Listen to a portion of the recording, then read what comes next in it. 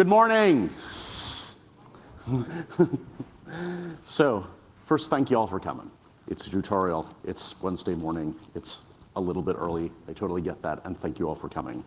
So, my slide that I will put up here. My name, Matt Ringel.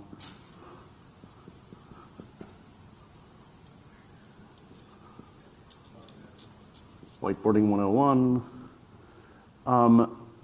So what, and I'm with Akamai, actually. So, hello. My name is Matt Ringel. I'm one of the architects who handles global network planning for Akamai Technologies. And I want to give you a talk on whiteboarding. I realize this is very meta. We'll work from there. What we're going to talk about over the next, is okay? What we're going to talk about over the next 90 minutes or so, and I promise there'll be a break in the middle, because I'm kind, is that how do you give a talk so that people will listen?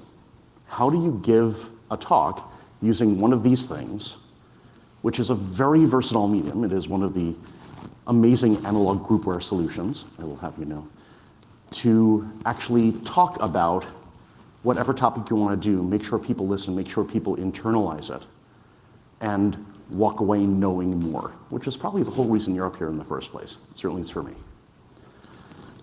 So what we're not going to talk about is, we're not going to talk about sales techniques. We're not going to talk about weathering a whiteboard coding interview. There are plenty of other books that do that. I do not have to. Whiteboard coding interviews are terrifying. I understand that. That's a subject for another day. And what I hope you'll walk away with is that this is not magic. This isn't a, how did this person manage to say the right words to get the idea into my head or into other people's heads. This is about a bunch of understanding what a whiteboard is, what it isn't, some tips on public speaking, and understanding how you can actually work with your audience together to come up with a speech that actually works. And so you can take questions. Now, a couple of the ground rules. This is going to be roughly 90 minutes long. That's how long the tutorial slot is for. There will be a break in the middle, because I'm kind. And we'll do like a 5-minute break in the middle, what have you, and we'll figure that one out. In addition, there will be multiple points during this discussion where I'll stop if people have questions, they can ask questions. What I will ask, step up to the mic, because it's not about whether your voice is loud. Trust me, my voice is plenty loud. But it's so that it is recorded, so that when it goes on YouTube or what have you, other people will be able to hear. Because the only ears in this room for video are those mics. So, that being said, let's begin.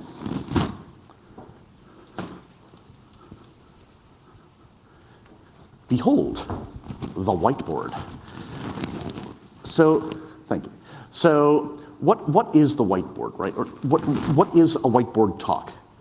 So you've got this graphical medium right here. Hopefully you've got functioning markers. We'll get to those in a second.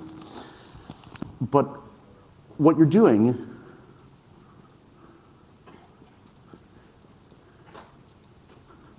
is a bunch of storytelling. Humans think in terms of narrative.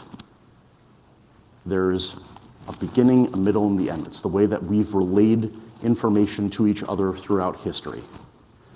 And what I want to show you is how you can use this medium in order to do that. In addition, we're taking a look at things like, hello, there we are. Teaching, right? Because you're not just up here to tell a cool story.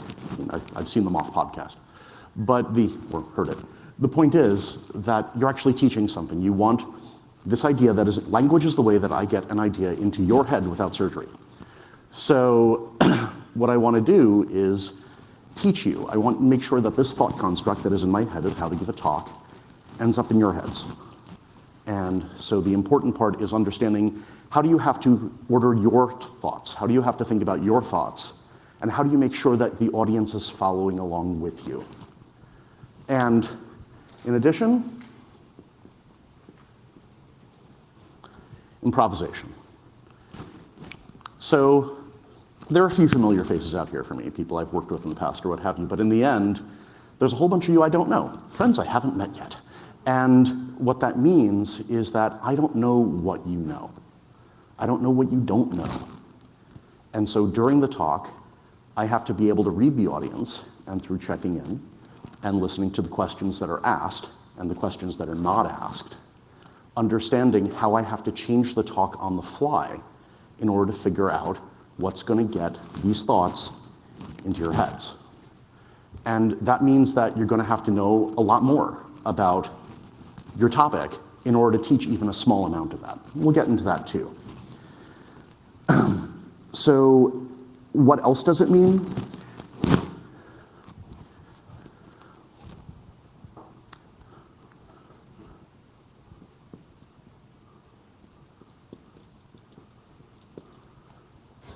Structure.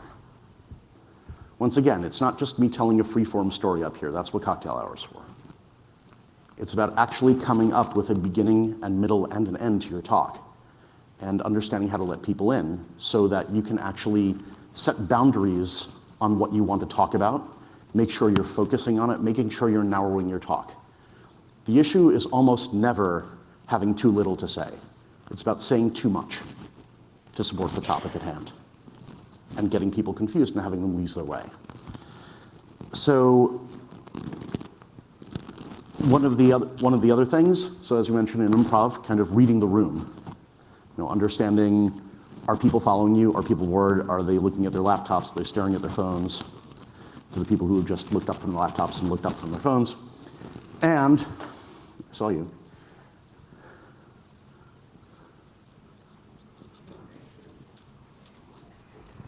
And crowd control.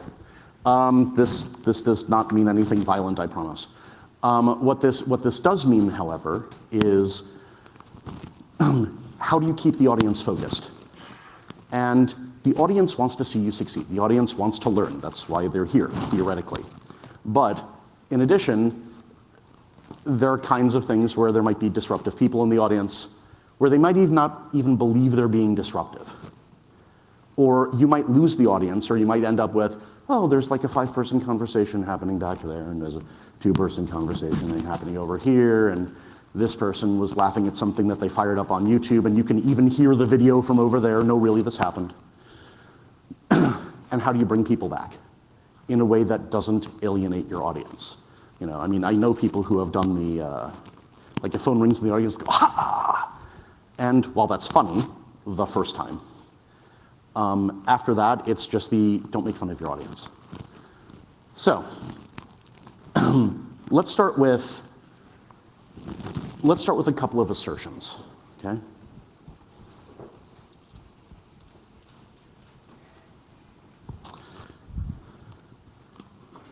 For me, the most interesting thing about a whiteboard is it allows you to turn a story into a picture. Humans are visual beings. Humans are narrative beings. A whiteboard is the way that you get that combo together into somebody's head. And that's actually extraordinarily powerful because you get to work with the things that are already in people's heads. And we'll get to that in a little bit. In addition, what it allows is for real-time organization. Because I'm putting scribblings on this board in some order, just like I put those 5 terms before. That wasn't an accident. That was the way I wanted you to think about it. And that's the way you retain it. There'll be a recording of it. You'll get to take a look at that later. There will be a few meta discussions like this. This is not to say, ha, I caught y'all, but rather just, this is part of a meta discussion on how whiteboarding is done. So, in addition, so show of hands, how many people here know the 500-mile email story? 1, not many at all. Wow, okay. Let's see if I can do this in 10 seconds. Oh yeah, someone back there. So, 10 seconds.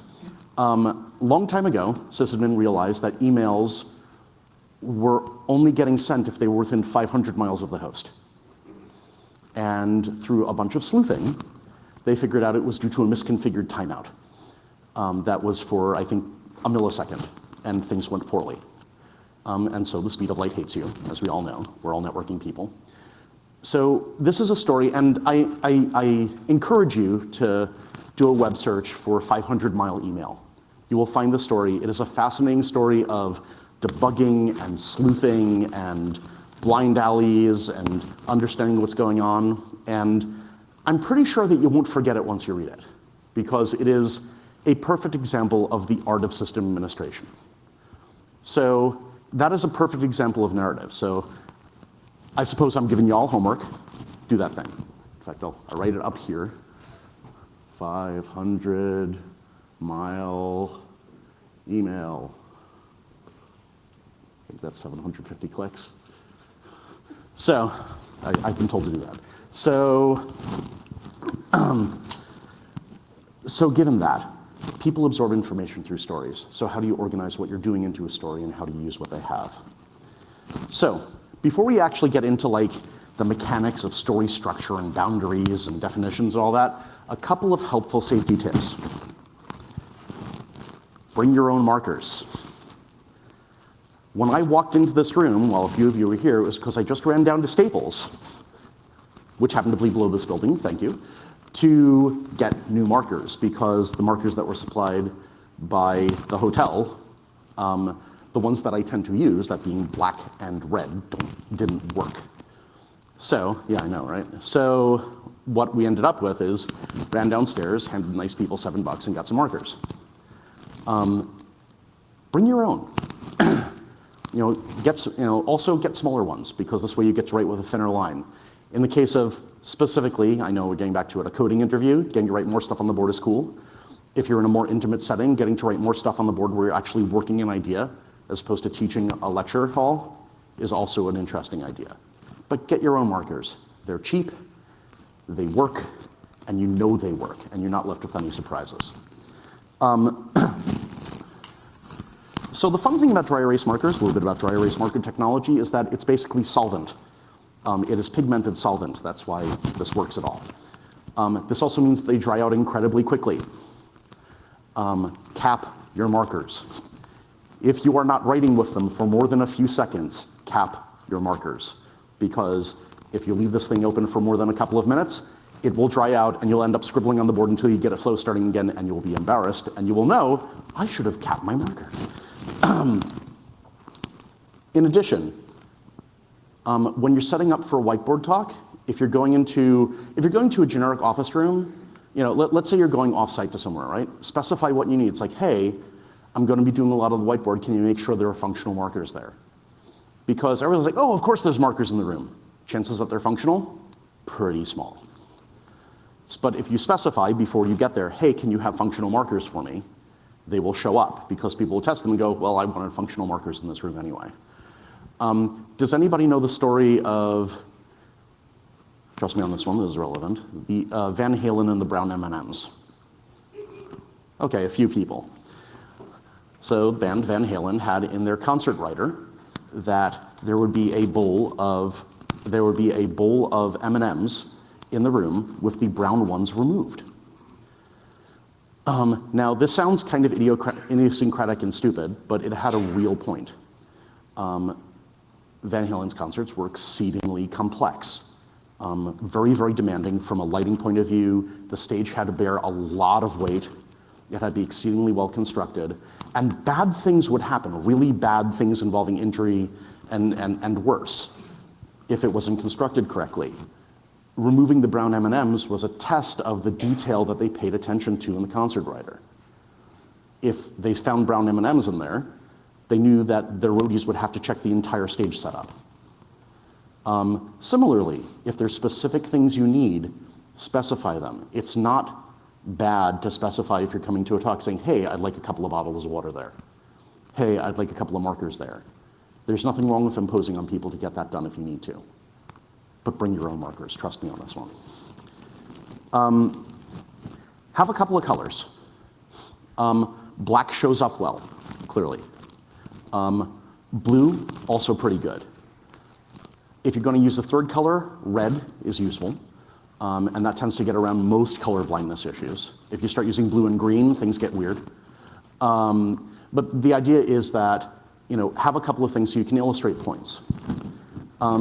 Before you come in, if you have time to access the room, walk the room. See what other people will see.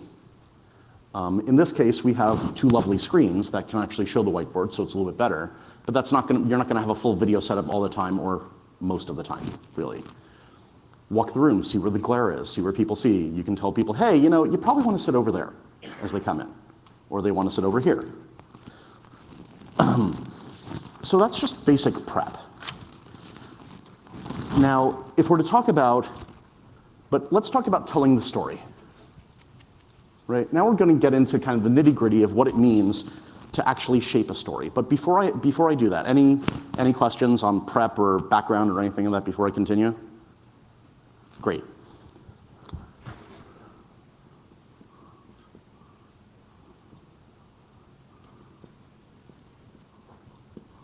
Telling the story. So the first thing we're going to talk about is boundaries.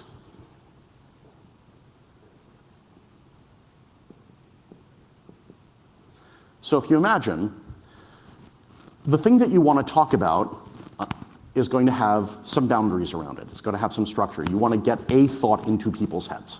People are busy. They don't have much time. What is the thing that you can shape that you want to talk to them about? And so there are three real kinds of boundaries.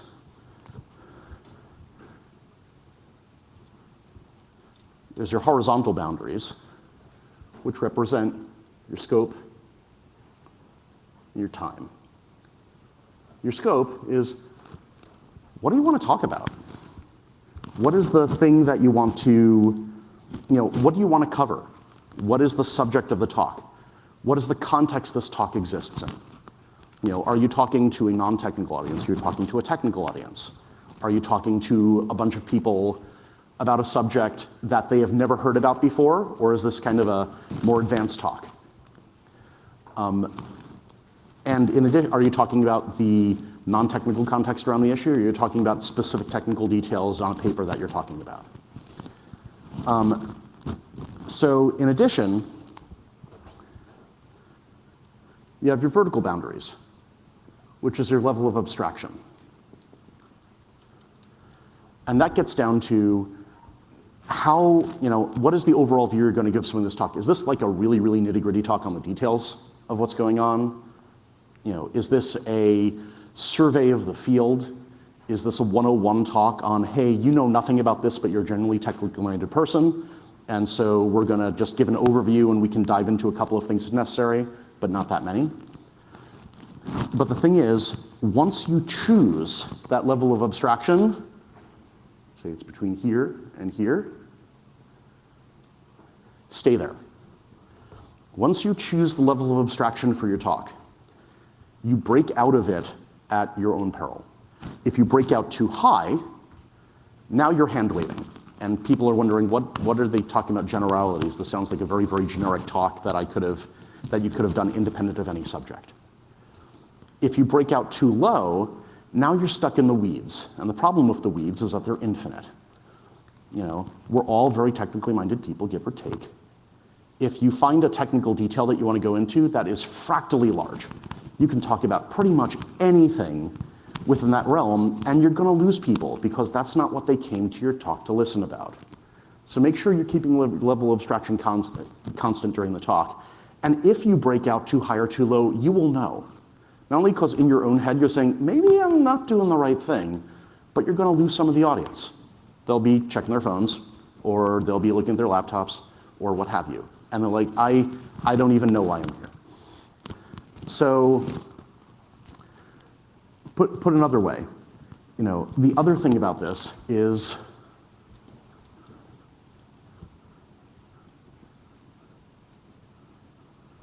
the structure of the talk. What is the actual frame of this talk? For example, being able to say, and there's a few things, right? There's we found a problem, and here's a solution to it. And though NANOG, there's a problem and a solution in professional services, and buy my stuff. Or, we found a problem and there's a solution and you all should do it because I'm telling you to. Or we found a problem and there's a solution, and this is a good idea and requires more research. But that is one of the things that you can set up, and that has a narrative arc, right? Here's the way the world is. Oh no, there's a problem, but there's a solution, and here's what we should do. And that's a narrative all on its own. Similarly, we made or figured out a thing. Figured out, hey, I was poking at this thing, I said, hey, that was kind of weird, and then a thing came out of it. And here's the thing that I figured out from my investigations, or my stories. It's like, we start with, well, here's the state of the world, and then in my wanderings I noticed a thing, and then I poked more, and then I figured out a thing, and here's where the new world is now. Story arc 2. Or alternately, slightly different, is the survey model, which is to say, here's a whole world of things, and I looked at all of them, and here's the things that I found out about the general trend of the world based on the things, and here's new knowledge you have based on the research that I invested in getting in understanding and looking at all the things, right? That's an arc 2.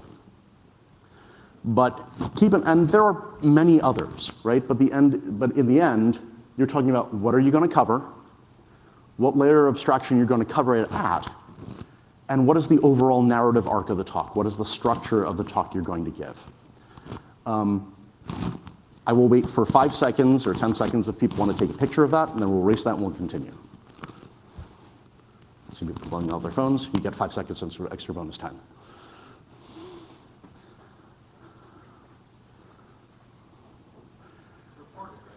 It's recorded too, but people want stuff. So, because video is a linear medium and nobody's going to look for the exact time that thing was on the board. Tell me I'm wrong. So,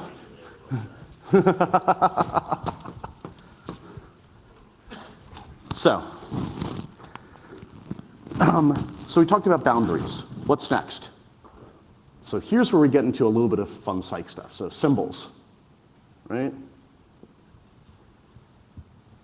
Humans are very visual. They think in terms of symbols too. I mean, you can think of road signs.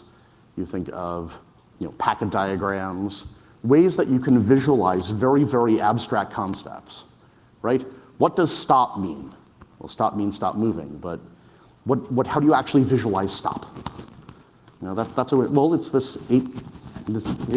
this octagon. It's not a hexagon. Really? It's this red octagon, means stop. Well, but it's like, hey, and somehow we made this bridge in our head between the concept of stopping a vehicle and a red octagon, which is kind of cool when you think about it. And so symbols are integral to what we do and how we think about the world. So if we think about it that way, one of the important things is leverage the symbols that are already in people's heads. Want to see a cool trick? Check this out.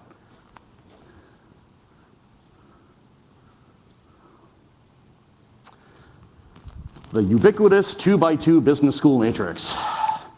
Everybody's seen one of these things, the Gartner Magic Quadrant or things along those lines where they divide the world up into 4 squares. Well, here's the fun part about that. That represents this whole pile of assumptions about the world that if you buy into that, you immediately buy into as well. They are shaping your thoughts. Here's how the Jedi mind trick works. Ready? What have I said? There are exactly 2 axes we care about. Okay, that's number 1. Ready? So we're actually going to write these ones down. 2 axes. There are only 2 relevant points on each axis.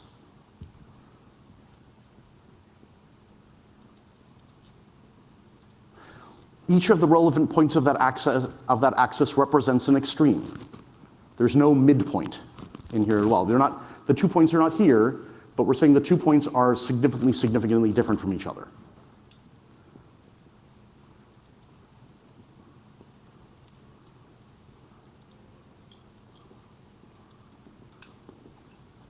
Okay.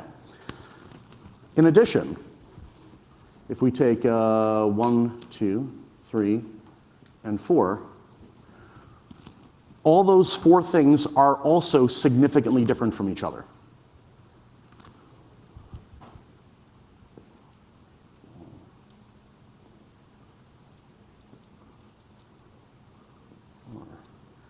And more importantly, they're different and disjoint. But we're not done yet. Number 5, the entire world exists of these 4 classifications. Whatever scope that is being illustrated in these boxes, the entire thing is just these 4 boxes. And these are the only 4 relevant. So not only does the 4 boxes equal the world,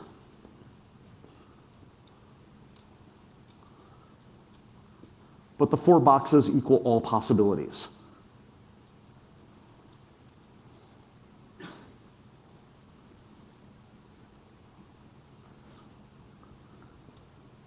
And last but not least, that is an adequate description of the concept.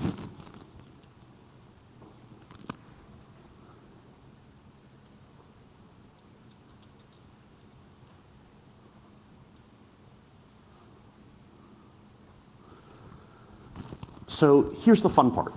I encourage you to take pictures during the talk too. It's going to stay up there for a few more minutes. So I just drew this 2x2 grid on the board. That's all I did. And yet, in general, people will pile in those 7 assumptions without even really thinking about it.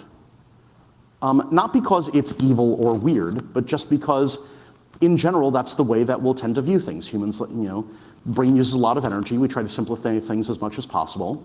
And so a 2x2 grid is one of the ways we do it. But that's just one type of symbol, right? If I talk about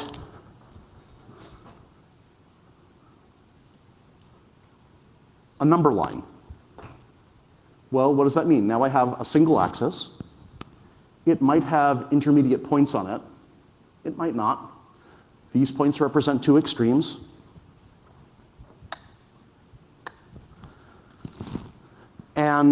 But the thing is, this isn't just about numbers, right? Let me give you something that's actually relevant to discussions that I've seen over the past couple of days. Ready? Here we go. Content wants to get closer to the user. Well, we know a couple of constraints on that. If the actual cell tower is here, we know we don't want to put servers in the cell towers because you don't get to leverage them all that much, and the CapEx and OpEx is annoying. On the flip side, you don't want to put them all the way back at the backbone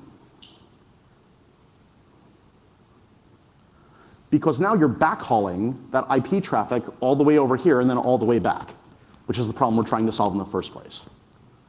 And so there are a bunch of companies that are springing up, I'm not going to mention any of them now, that are trying to figure out where in here you want to solve that problem. And so what did I just do? I gave you a number line. I gave you a couple of extremes. I gave you a range in here where there are no intermediate points really, although there might be, depending upon your knowledge of cellular technology. And now we can have a discussion about what happens at these points along this range defined by these 2 things. And that encompasses the whole world for that talk. Other types of diagrams. Venn diagrams. There are 2 subjects. They overlap. Here's the overlap is meaningful, and here's what happens in the overlap. Or if you want to be more snide about it, you can say, there's 2 subjects and they don't overlap at all. And let me just draw 2 circles on the board. Similarly, one that's near and dear to all of our hearts, the cloud. And what does that mean? That just means someplace else the packets go to and come from. And we don't care about what they look like while they're in there. That is it's saying I'm drawing a level of abstraction on the board. One other.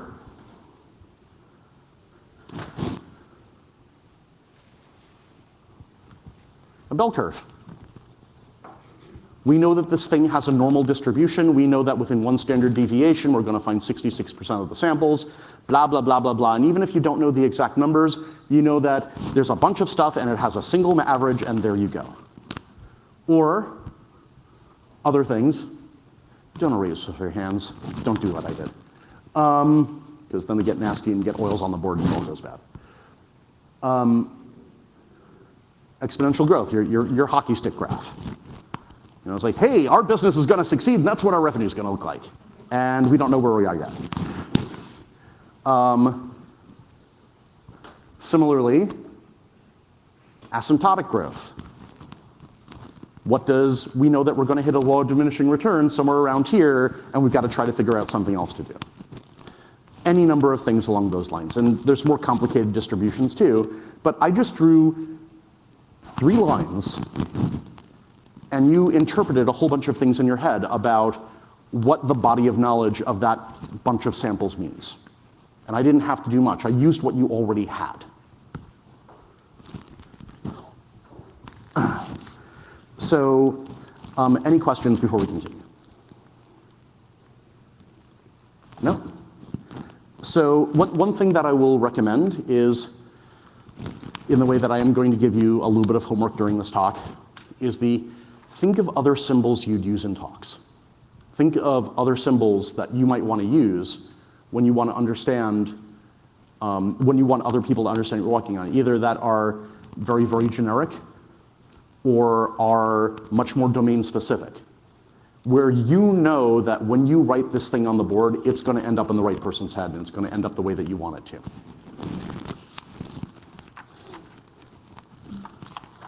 So,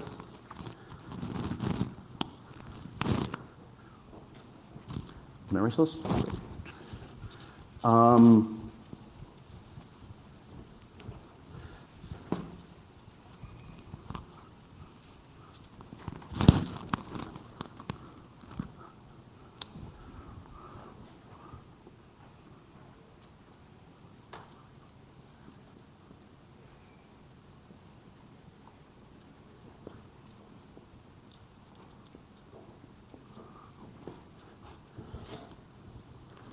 It seems obvious, but it's worth saying. What is the thing you want to teach?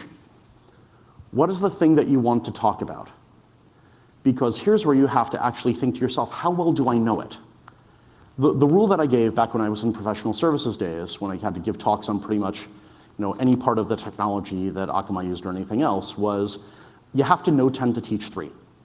You have to know your subject 3 plus a little bit times as deep as the level you want to teach it at, because you don't know what part of that knowledge you're going to have to access in order to get the idea into the person's head.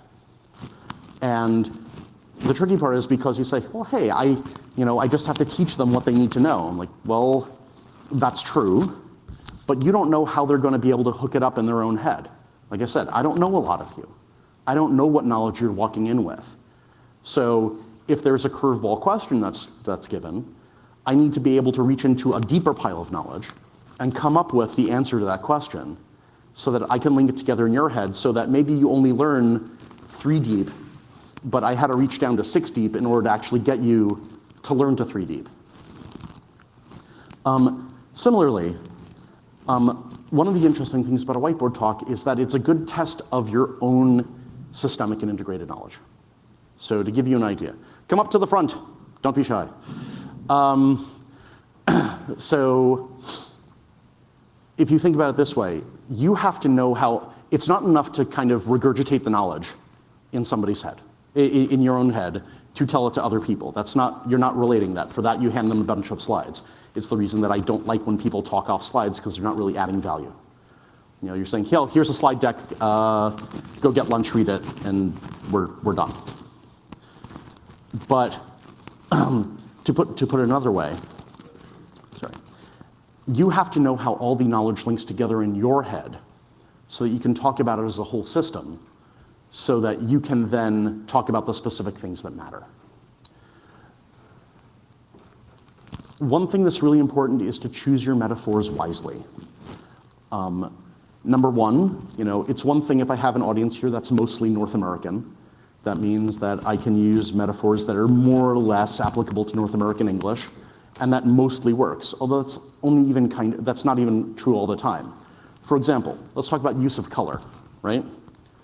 So, if I have, if I draw something, so if you imagine, if I draw something black on the board, and if I draw something red on the board,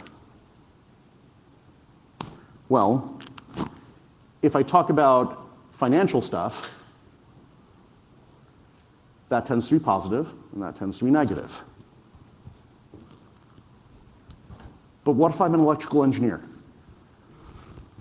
The symbols are exactly reversed.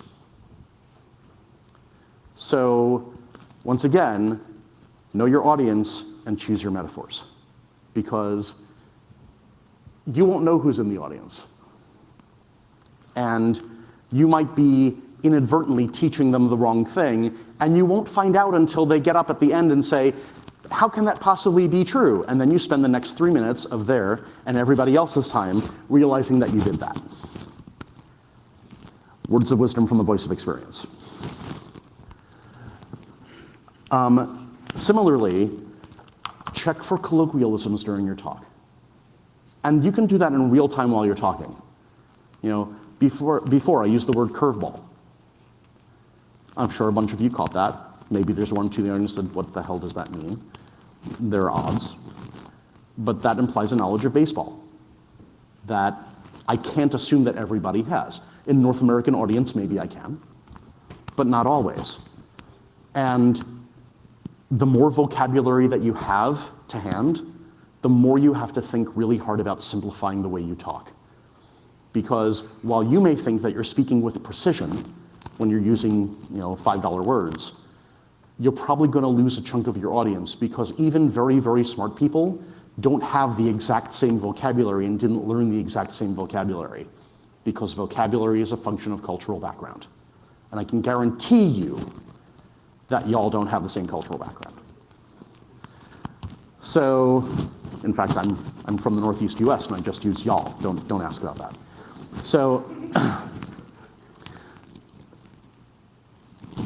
So once again, use what you have and what you know to get things into other people's heads. And that includes what you have around you. I have a whiteboard right here.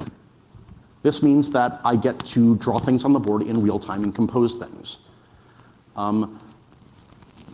In a more abstruse thing, and I will tell a little story here because I thought it was kind of cool, I actually had to explain to somebody the concept of hydrocarbon polymerization and cracking while in a swimming pool using pool noodles. It was fun and it totally worked. We kind of ran out near paraffin though. The idea being that use what you have and understand the medium you're working with, especially when you're talking about a whiteboard. You have markers, you have colors, you have the ability to erase, which means you can edit. You have the ability to draw things in real time and reposition them. You have the idea you can draw things in a certain order to influence things. And people can make a visual record afterwards. And people will make a visual record afterwards. So keep in mind what you draw, because you won't remember what you drew on the board. You're just given a talk. But they'll remember, and they'll have it to look at all the time. And you're probably not taking a picture of your own whiteboard while you're drawing it. That's kind of weird. So, another thing is, another example of using what you have where you are, and this is a more generic thing. You're sitting at a table, you're sitting in a restaurant, you're explaining a technical thing to someone, you're saying, okay, so the salt shaker is the goalie, and the pepper shaker is the offender, and then someone tries to explain the offside rule in soccer, and it all goes bad because you don't have enough markers to describe that. But it's just using what you have, using physical symbols to describe physical space, much like you can over here. So, given all of that, given what I've told you about boundaries and metaphors and symbols and preparation and all these other things, let's do a halftime review. And we're going to use this talk as an example. So let's look at the talk so far. What were the boundaries I established in the talk? Vertical, keep the advice practical. Things that are actionable, things that you can use. Ways that you can understand what to use. I'm not going to go into the Campbellian Uber myth or any of the other things that go into really, really deep storytelling history or the way that tales are told between humans. Horizontal, cover the medium, and cover the realities of speaking in front of people. And that's pretty much what I want to do. You have an audience, you cannot ignore them. You're not up here just to talk. You're here to interact with the audience that's here, even if it'll be later be videoed and you're never going to know who else looked at it. And the structure is based around the concept of, here's a bunch of things I learned over time and I want to give them to you. we're going to talk about effective communications and the role of narrative and a visual medium in order to do it. Preparation, walked around the room a little bit, ran down to Staples to get good markers, rehearsed up in my room, wrote a whole ton of notes. And the thing that I want to teach you, and that we're going to continue with after the break, is how to make this look easy. Because it's not difficult, but it is a skill like any other, and it requires practice. And so hopefully, by the end of this talk, you will have a good idea of how you can structure things and a good framework so you can actually think about how you want to do talks in the future. It just takes preparation. Now, what we're going to do now, and we're perfectly on time, is have a break. And you'll do about 5 minutes. How many of you here have done like community theater or anything like that? A few? Okay. So if I'm backstage and someone walks in and says, 5 minutes to curtains, how do you respond? You respond, thank you, 5. It's call and response. It's message passing. It means other people in the room get to hear. So you have 5 minutes before you come back. Excellent. So, and we're back.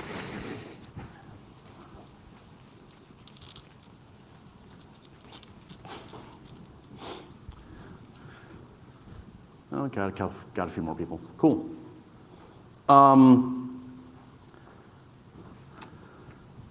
So the next part of this is about the audience.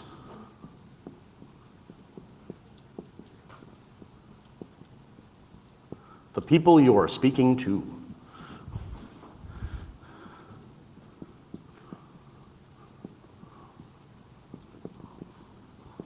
Crowd control. So by this, I don't mean, taking care of the unruly people and dispatching them. That'll be later in this talk. We'll get to that because that's actually kind of important. But the important thing is now is how do you get people engaged with your talk? How do you start your talk? How do you end it? So the funny thing about beginning and ending talks is that it's something we do all the time. Thank you all for coming to this talk. My name is such and such. I work for such and such. Here's what we're going to be talking on. At the end of the talk, we just talked about this, a few things about the talk, blah, blah, blah. Thank you all for coming. Are there any questions? Right? Humans dig that stuff. Humans really like, I'm going to begin a talk, and I'm going to, this starts the talk, this ends the thing. Ask any spiritual leader. Humans totally dig this stuff. And it's the same thing. It doesn't matter what the context is, but telling people, we are now beginning. And you're like, oh, okay, now I'm listening to you. We have ended. Okay, now I can assimilate that data and move on with my day. And so having a definitive beginning, that's why cold opens in stuff like Saturday Night Live or stuff like that works so well, because there is no intro. You just bam right into it and you have to put yourself in, and humans like, oh wow, things are happening. I'm in a completely new situation. You don't want to surprise people like that with your talk, typically.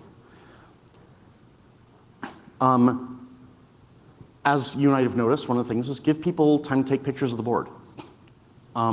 This wasn't as relevant when I started giving this talk. When I started giving this talk a while ago, people either didn't have camera phones that were quite good enough from an arbitrary distance, or people didn't use their phones as ways to memorize, as ways to keep memories of things. But now that's ubiquitous, and people are going to do it all the time. And phones are fast enough that people aren't fiddling for 15 seconds waiting for their phone to figure out what day it is so they can take a picture. It's just a spontaneous thing now. So if you see people taking pictures of the board or what have you, give them a couple of seconds to do so. Because like we said, video is a linear medium. Picking out any one individual thing and scrubbing for it is something that people aren't going to do unless someone's done a lot of post-production and actually put in the index markings, which nobody does. So, by the way, a couple of bonus safety tips that were pointed out to me by a very, very good friend in the audience. One of your most useful tools, drink water. Why? Because you're throwing air out through your throat in order to talk to people. And because you're not actually having a conversation, you don't get to stop talking, which means that your throat will get dry, which means that you will begin to sound hoarse, which means that you will, after a long period of time, begin to lose your voice. If you get into a really animated conversation with somebody on an airplane, hopefully somebody who wants to have a conversation with you, you're going to find it happens very too, because an airplane is very dry. But even in a situation where we're in the middle of a rainforest here, give or take, we're still in a hotel. Hotels are very dry, because keeping a hotel dry means that it's easier to maintain the hotel. Hotel 101 for you. So given that, it's going to be very dry. Make sure you're drinking water, because you're talking constantly, and humans typically don't do that unless they're used to it. So that's number one. Notice, I downed half a liter while I was here, during the break, and this will probably be gone by the time we're done with this talk. So back to it.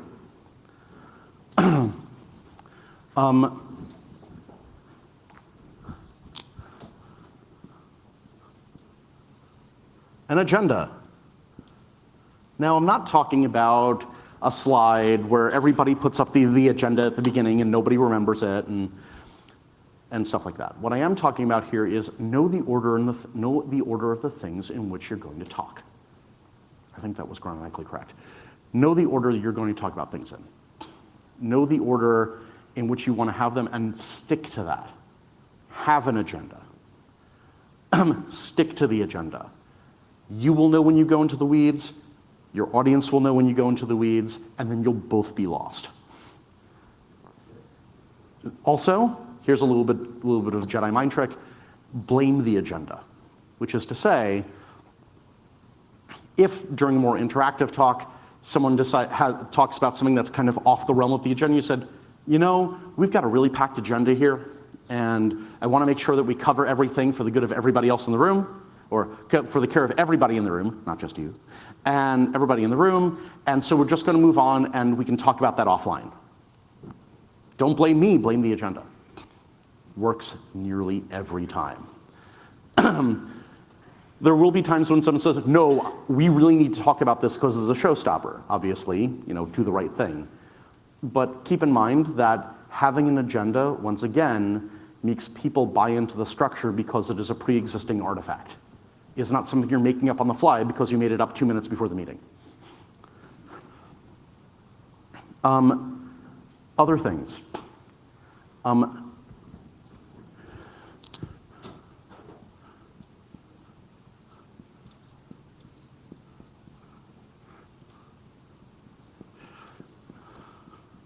So, deferring in a talk, saying, hey, that's a great question, let's take it offline. Sounds like a fine thing to do. Realize that, in the general, just don't go over quota. It is completely reasonable to say, that's kind of outside the scope of this talk, but it's a really interesting thing, we'll talk about it later. Ain't nothing wrong with that. But if you do it constantly, people will begin to wonder why you're up there talking in the first place. And I can't tell you how many times, I can't give you a percentage. That's something that you're going to have to figure out on your own for your own talk and your own audiences. But the reality is that you will know if you start saying, because you will feel like, they're asking me a lot of stuff that I don't know about. Was this supposed to happen? I don't know.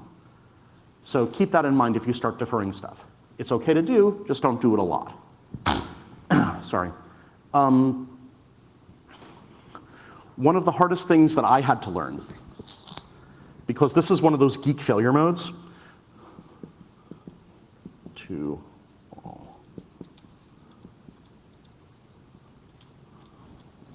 listen to all the words of a question. When someone asks you, so here's the thing, right? Someone asks you a question, and it's about something you're very knowledgeable about. I don't know what that is, but whatever it is.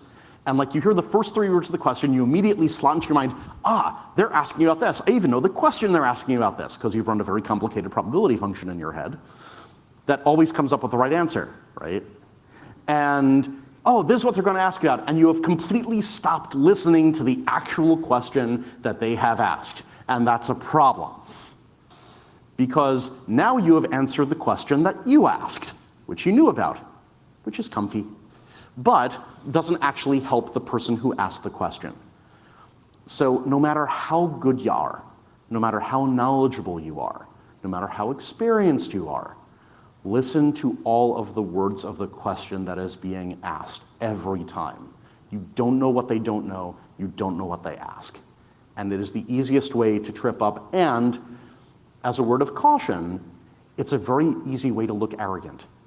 One of the quickest ways I have seen sales engineers and professional services people and salespeople lose a sale is by somebody asking a useful, worthwhile, non-snarky, non-sarcastic, genuinely informed question, and the salesperson being so enthusiastic to show off their knowledge, or professional salesperson, or someone's, with all levels of technicality, answering a question that had precisely nothing to do with what was actually asked.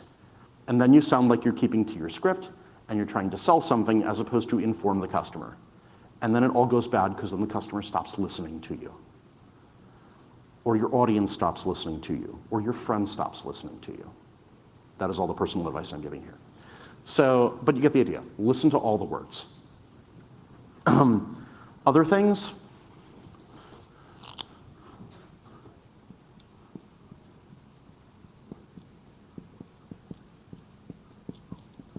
Notice how I inserted something in importance and left space for it? So choose 3 proxies. I can't make eye contact with every single one of you. There's too many of you to do that. There's too many of you to do it meaningfully, and that would take up too much CPU while I'm giving this talk. But what I have done is chosen 3 of you in the audience. There's the person on the left, there's the person near the center, and there's the person near the right. And those people change over time. But I'm really only looking at 3 people over any given period of time, and I'm shifting my eyes between them, because if I look in your general direction, you assume that I'm looking at you, because we're human and we do that. So it also gets me a read. Is, Mr., Mrs., or what have you left bored? Center board? Right board? Okay, that whole side is bored. Are they attentive? Are they looking at their laptops? Are they doing something else? That is a way to actually just get a quick read of the room without spending a lot of CPU to do it. And if you switch those people every so often, A, you'll get a different read, which is good, but B, practically everybody in the room will look like you're actually looking at them. Practically everyone will think you're looking at them, which over the course of the talk is probably true, but it's not true at any given point in time. And also, one of the other things you might notice during this talk is just checking in. Are there any questions?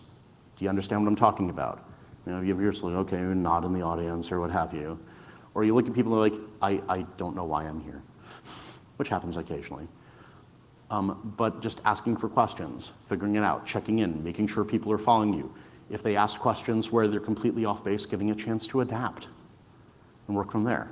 So before we go on to the next part, which is words of caution, which we'll get to, which starts against some of the more fun stuff, are there any questions?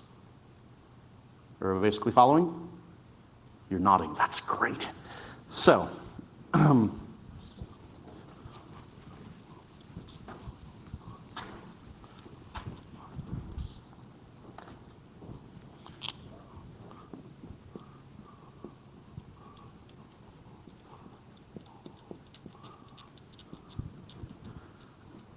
things that will happen during the talk.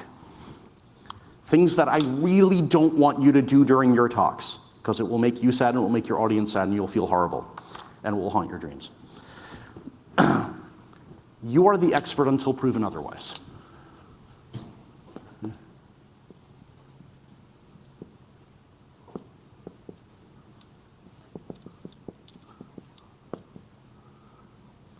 People want you to succeed.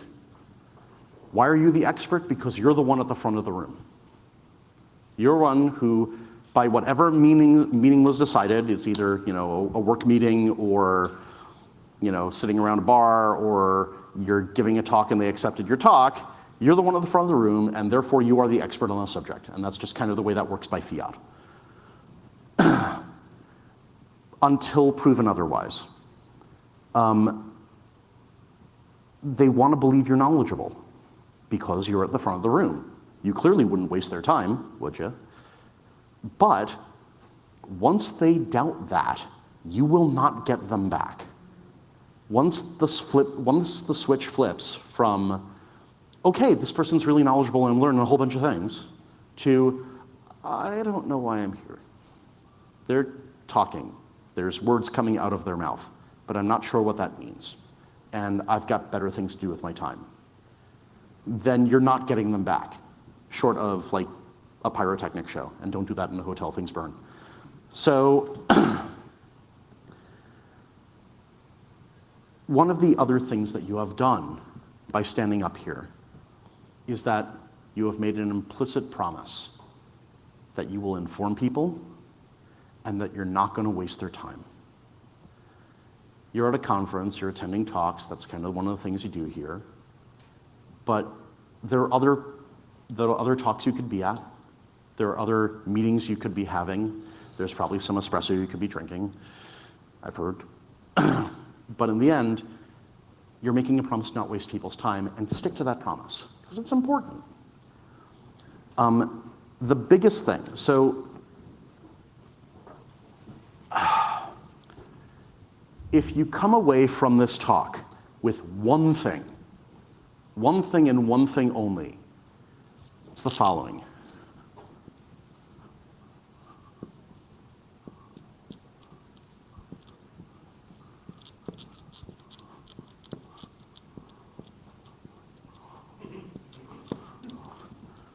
That.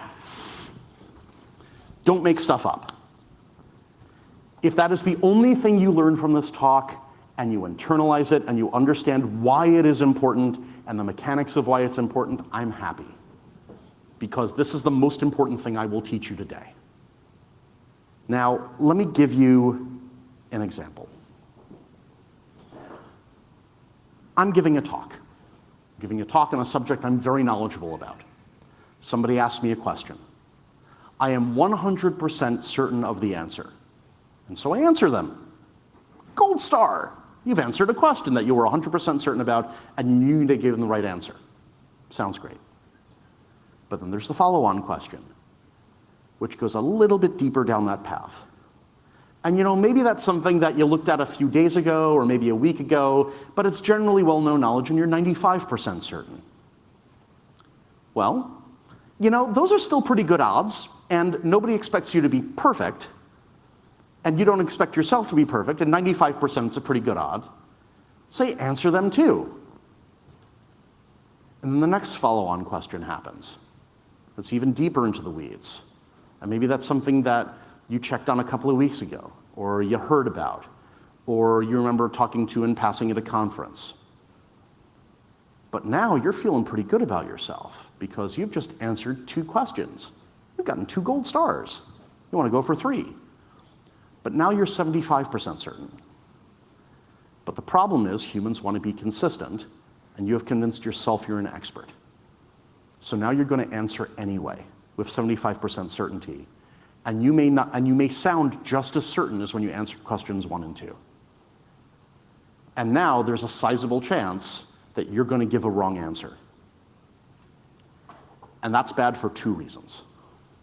Number 1, you gave a wrong answer, and you didn't even know that you did it until you get back to your desk, the glow has worn off, and you're like, oh my God, that was bad. I should send mail. I should retract that. Oh, I don't know what to, oh, there's this other thing I gotta work on. But even worse, somebody who trusted you because you're the expert in the room, because you're at the front of the table, is going to act based on information that you were certain about and that you were wrong about. And they're going to find out, and now your credibility is shot, and you're never even going to know until months or years later when you find out that you have no credibility in this domain because this person went to this place and this place. Like, oh yeah, they gave me horrible information a long time ago. That is the thing that bad reputations are made of. And that was just one moment of believing your own press. Do not make stuff up.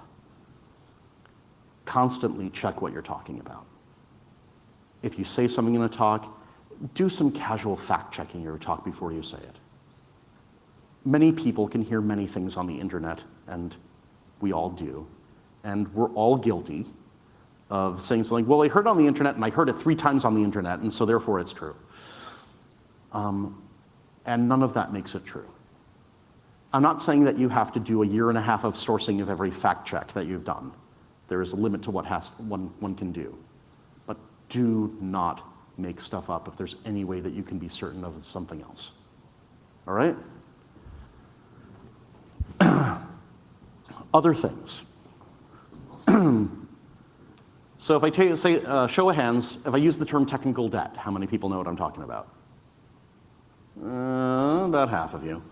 The idea that technical decisions you make that will come to bite you later. Things that might have been the right thing at the time, but now are going to cost you a lot more time in the future. So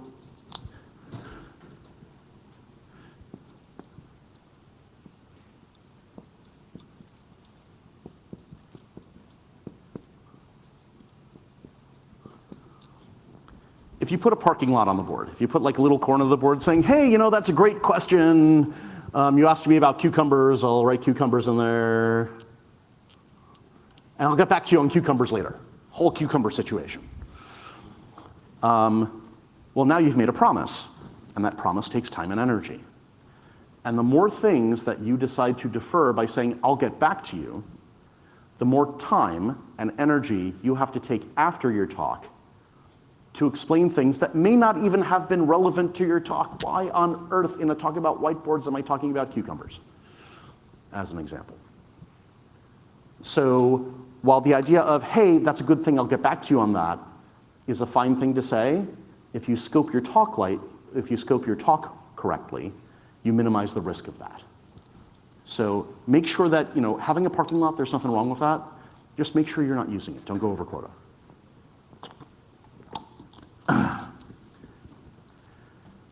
Other things. If you feel like you're going into the weeds, if you feel like I've gone down this path that is talking about stuff that is completely irrelevant to the thing at hand, take a breath. Just step back saying, you know, that's a really interesting topic, and I'm sure that people would find it fascinating. Let's get back to the topic at hand. Nobody is going to be mad at you if you decide to realign yourself with the talk and you say, hey, you know, that's cool. I find that stuff fascinating. We're all human. Let's get back to things. And they will appreciate it because you retain the information again. You retain their attention again. And we'll be happy you let them back in.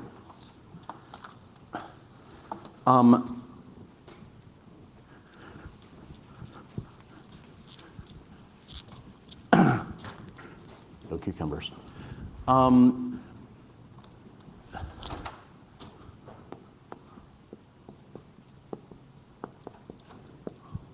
Pitfalls during a talk.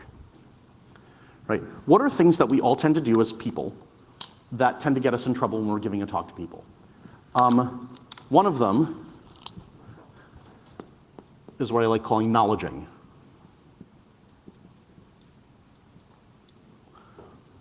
Hey, I know all this stuff about networking. I want to talk to you all about networking, so I'm going to give this talk on this thing, and then I'm going to talk about all these other random things that I happen to know about networking because we're all like networking people and we're all bonding.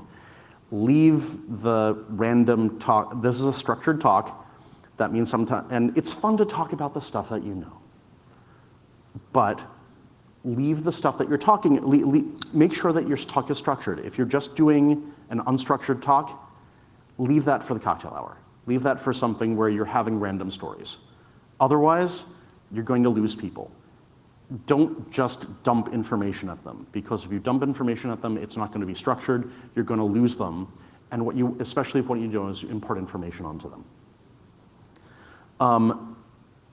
Don't make stuff up. Got to say that one more time. Do not make stuff up. If you can, leave out irrelevant details. So this happened to me on Thursday. Who cares? Unless it is something where Thursday is particularly relevant to the situation, odds are, if you leave in that detail, you will be compelled to think about, well, maybe it was Friday. Was it Thursday? It was Friday? Oh no, it was Wednesday afternoon. I have now just wasted 10 seconds of your time arguing with myself about what day something happened. Don't do that. Just leave it out. If you don't know and it's not relevant, leave it out. Don't make it up, because then people will, hey, but you said that was Thursday. Wasn't it on Friday? Now I can't believe anything that you said. And because putting in irrelevant details adds risk. So just don't do it. Another thing that happens,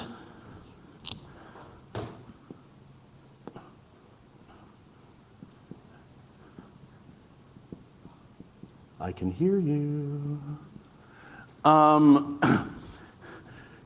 Defensiveness. A question is not a personal affront, in general. There are a few people who are exceptions to this rule, but in general, questions are not supposed to be personal affronts of, I have no idea what you're talking about, you will no answer to me.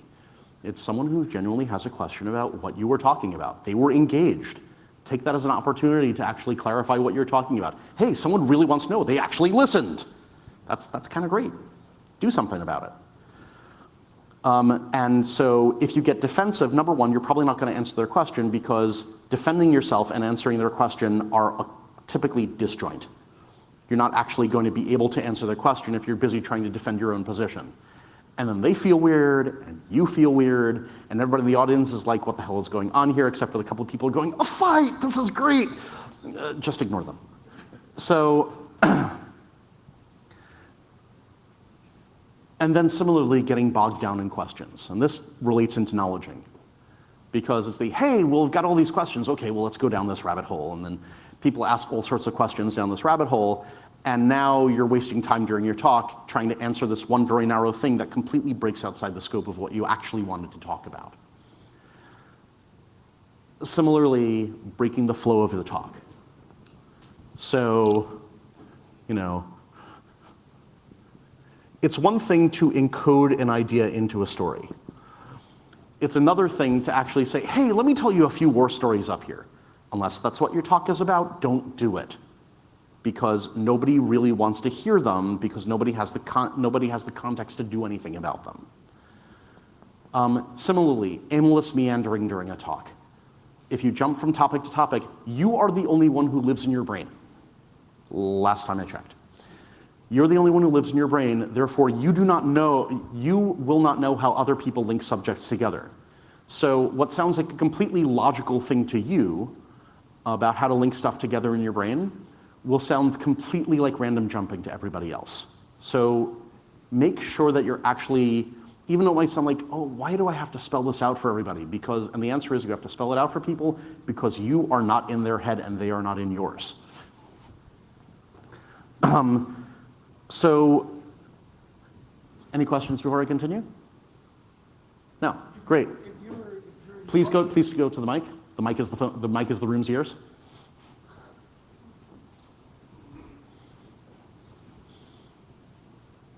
If you're in the audience and you see that going that way, and the presenter has no idea that they need to reel it in, how do you get them to reel it in? So you're at a disadvantage there. It's true. So if you see that in the audience, what are you going to do about it? Well, the tricky part is it's not on you to do, right? It's very much one thing you can do from the audience, and like I said, your leverage is pretty limited, is to actually ask a question that brings them back onto the topic at hand. Saying, hey, I wanted to get back to the core question here. Can you tell me about something? Now that means you have to come up with a question that does it, but that will gently guide the speaker back if you believe that is happening. However, if the speaker's why are you dragging me back there? No, I meant to do that. Realize that you might get pushback as well. But especially when frequent questioners act, that is a dynamic between the speaker and the audience. Just realize that the speaker has a lot more power in that situation. That answer your question? Great. So we're coming to the end, so now we get to the fun part where you get to snicker and sneer at people.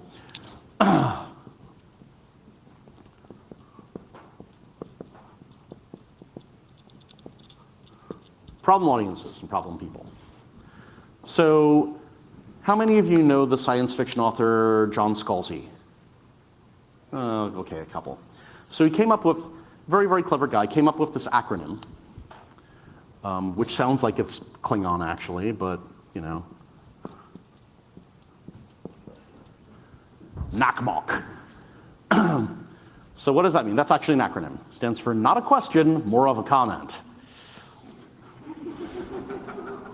You see where I'm going with this. So, you know, you've got the people who come up to the speaker and say, well, you know, this isn't really a question, but I want, or, you know, would the panel agree with, or alternately, well, I was wondering if, and whatever they say next is completely irrelevant because they just want to get on their soapbox and say whatever they wanted to say. And it will not interest anybody in the room. And so if you're a speaker, or if you are a panel moderator, just cut them off. Really, you'll be doing a service to everybody in the room. You know, and I know that's what's on those signs over there too. Make sure you're actually asking a question. It's the hey, you know, that sounds like much more of a comment than a question. We can talk about that offline. Is there a specific question you wanted to ask? As an example. Or can you phrase that in the form of a question? For those more game show oriented. Or alternately, it's like, let's talk about that later. That doesn't sound terribly relevant. What does the next person have to say? Or if you have a good and cordial relationship with the sound people, have them cut the mic. So, I'm not kind about that kind of thing, but that's one of the quickest things that will derail a conversation, derail a talk very, very quickly for no good reason. And because you're speaking to, if you're the speaker, you're speaking to an audience. But if they're up there and they're doing the NACMOC thing, they're only speaking to you. And they may not even realize that. They don't realize the rest of the audience exists. They think that's a conversation between the two of you. And that means everyone else is locked out. Similarly, one thing that happens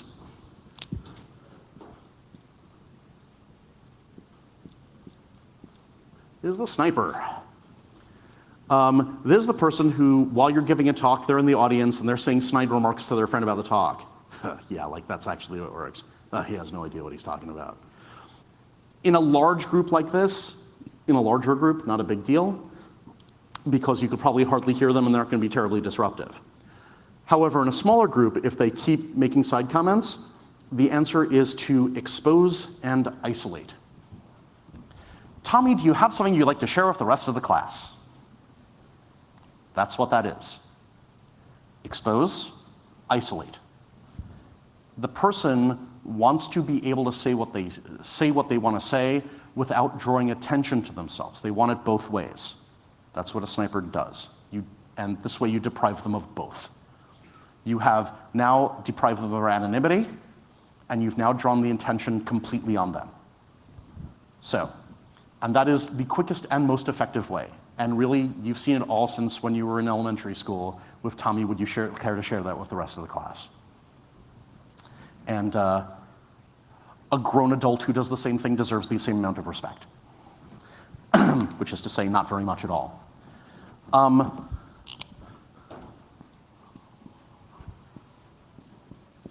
The bully.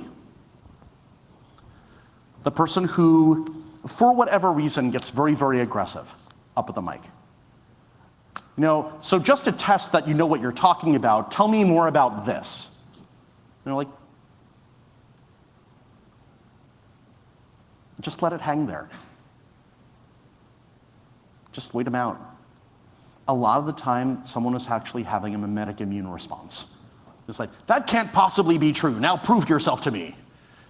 And if you just let them burn, and if it's the, I'm sorry, is there a question there?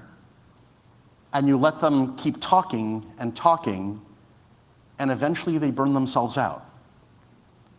And they'll kind of say, they'll ask some innocuous question just so they don't feel completely embarrassed at the mic.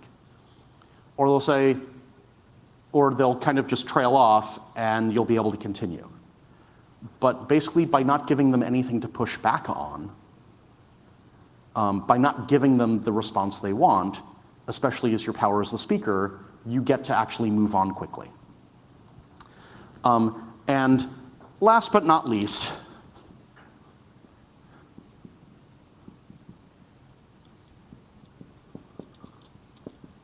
the status seeker.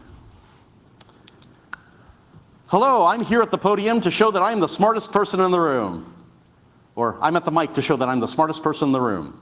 And I will show that by asking an intelligent and incisive question that may or may not have anything to do with what you are actually talking about. But I want to show that I am smart because I didn't get enough love in my childhood. And, you know, I can't say that's the actual reason that's happening, but it's possible, right? That's psychotherapy for another, I'm sure there's another tutorial. Point is that there are people like, I will ask a really interesting and incisive question, and I didn't actually listen to anything that was said during the talk, because this is a soapbox that I want to stand on forever. This occasionally combines with NACMOC, in that way of the, well, also, it's like, here's this really incisive question, and I just want to say that you're wrong. Because I must be the important person in the room at the time. Because I feel bad about not being the important person in the room because I'm the one, the speaker, because that's not what happened. And so this actually has a bunch of all of these, right? They want to actually just make a statement. They don't actually want to ask a question. They don't want the attention brought on them. They just want to kind of throw a grenade and run away. They want to show that they are the dominant person in the room, that they are the smart person, and draw the attention to them, all to make sure that the rest of the audience thinks it's all about them.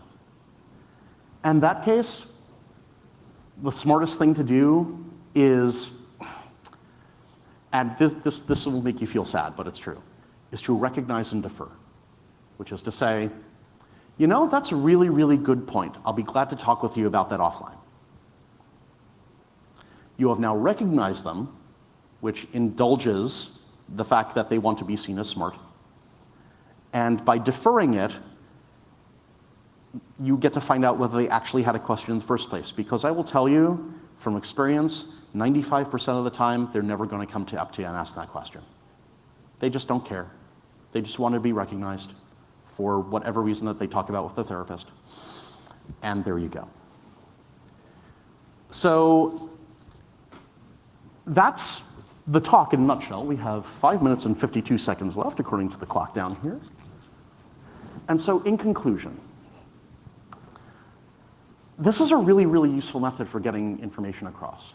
You get to tell things in order, positioning them in different ways. You get to get symbols into people's heads. You get to have a boundary of a talk that actually gives you an idea to tell symbols. The story that you tell, the story that you're able to tell on the whiteboard, this becomes a constant reference for you to look back at so that you can actually keep the story structure straight in your head. And it gives something that gives people a persistent visual reminder of what's going on that they will take pictures of nowadays. So it's a really effective tool. I hope you've learned something about this. I hope you've learned something a little bit more about how to give a talk on whiteboard, what makes sense, and what doesn't make sense, and also how to guide audiences so you can actually get your point across. And this scales from one person who's in a room with themselves, sorting out their own thoughts on a whiteboard, to me, talking in front of you. If you have any further questions, I'll be around all day. So if you have any questions you want to send email,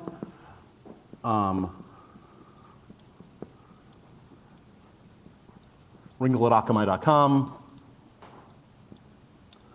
or on Twitter, @Ringle. And I hope to hear from a few of you. So, that being said, any questions?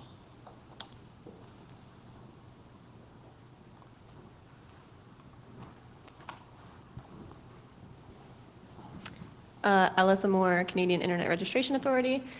Do you have any strategies for engaging your audience, especially with smaller groups where you really need their input to finish your talk? That's a good question. How do you build engagement with an audience? quickly, preferably. This goes back to something I said a little bit earlier in the talk, invocation. Thank you all for coming this morning. What was the first thing I did when I got up here, when we started the talk? Good morning! And part of that is that really just, hey, it's kind of early right after the social, and why did you do that to me? But part of that is saying, we are starting now. And if you say, we are now beginning this talk, in whatever way, it's either, good morning, I'm glad you all made it, there's a lot to cover today, here we go. And that settles people into this agentic state, where they're like, I am an agent, I am being taught things, and I'm ready to go. And similarly, at the end of, and then when I hit the break, it's like, okay, we're now gonna take a break for 5 minutes, and come back and then we'll go. And it's like, okay, now I've got some time, I can breathe, I come out of the agent state, I get to come back to it and make it go. And then when I go back to the clock, okay, and we're, an anchorman on TV, and we're back. The newscast starts again. Or at the end of this talk, thank you very much for coming. I hope you learned a lot of stuff. Here's the way to get in touch with me. Do you have any questions? And now they flip out of the agent state again, and they ask questions. So it's really put the demarcation points in, and that will get you a long way towards getting the engagement quickly and effectively and immediately.